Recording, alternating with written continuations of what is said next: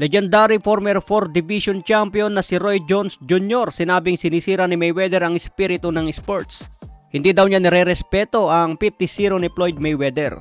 Paano daw niya irerespeto ang 50-0 kung nilabanan niya ang isang Conor McGregor na 0-0 ang kartada at kabilang pa ito sa kanyang resume. Dapat ang tunay na kartada daw ni Floyd 49-0 katulad kay Rocky Marciano na former heavyweight champion. Lumaban ito mula 1947 hanggang 1955. 8 taon lang sa pagboboxing itong si Rocky Marciano. Pero naabot niya agad ang perfect record na 49-0. Huling laban pa ni Rocky Marciano, tinalo niya si Archie Moore sa pamamagitan ng knockout. Nakilala si Marciano dahil sa kanyang malabombang power, agresibo at hindi napapagod sa laban. 15 rounds pa ang laban noon mga tol at hindi pa uso ang takbuhan sa laban. Kaya malayong mas mataas ang stamina ng fighter noon kumpara ngayon na kinakapos sa hangin kahit kalahating round pa lang. Yun nga lang mga tol, maagang natapos ang karera ni Rocky Marciano dahil namatay agad sa edad na 45. Natapos ang buhay dahil sa plane accident. Sumabit sa puno ang eroplano dahil binalak ilanding kasabay ng masamang panahon. Nangyari yan isang araw bago ang mismong kaarawan ni Marciano.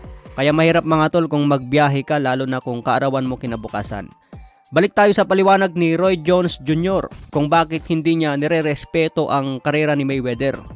Although sinabi rin niya na isang good boxer si Floyd, pero yung salitang greatest of all time, X daw yan kay Roy Jones Jr.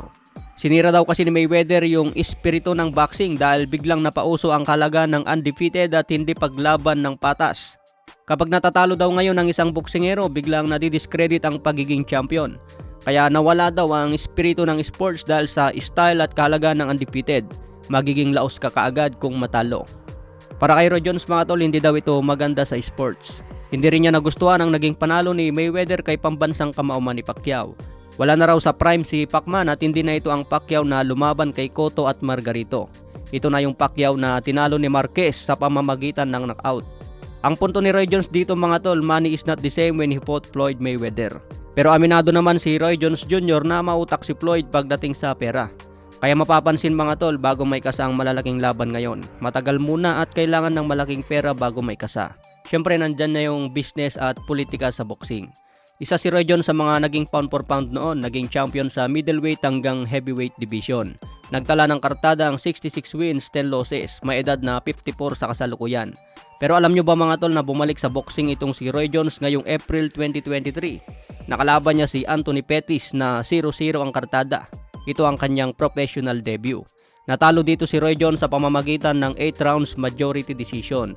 2018 pa yung huling laban ni Roy Jones. Nagkaroon lang siya ng isang comeback fight ngayong April 2023 sa edad na 54. So ano sa tingin nyo mga tol, nasira ba ni Mayweather ang espiritu ng boxing o sadyang napasukan lang ng politika at naging business na ang sports? Comment nyo na lang mga tol at pag-usapan po natin. Maraming salamat po.